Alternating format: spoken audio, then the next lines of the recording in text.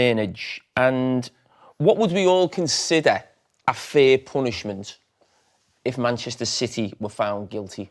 Relegation. Get them gone. Transfer ban. No. Yeah.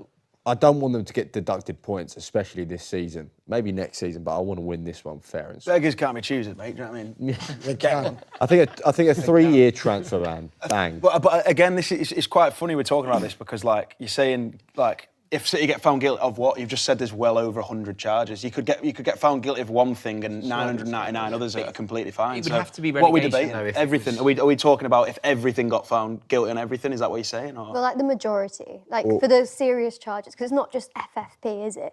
It's like fraudulent, some of them, borderline the charges. We've seen teams be deducted points, haven't we? So it would just be that, but if you relegate them, for me anyway, it would change the sort of dynamic of the EFL in a way that I wouldn't say it doesn't punish them, but if you think about it, they would probably bounce straight back. Even if you put them down in League One, it's sort of a loaded deck anyway. Yeah. Some empty seats in the Etihad in League One.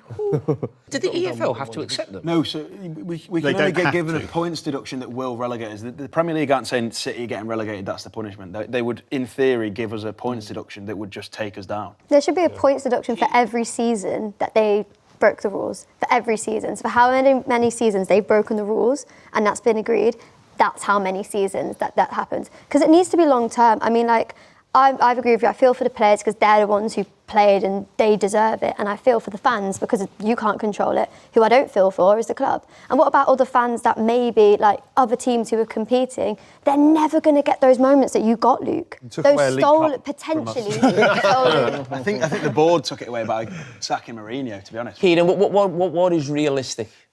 Well, the Premier League cannot relegate Manchester City to League One or League Two because that's an EFL decision, and Manchester City have not had any charges proven against them by the EFL. So therefore, it has to be a points deduction. So if we take a look at precedents, we've had Everton and Nottingham Forest with 6 and 4 point deductions for a single offence, in effect, covering a 3-year period.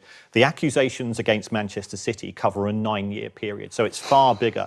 The numbers involved we're not certain about, but they're likely to be quite significant. So I think you have to add a 0 to what we've seen in terms of Forest and Everton. So somewhere between a 40 and 60 point deduction, I think would be on merit, to be consistent with what we've seen with other decisions, would make a lot of logic.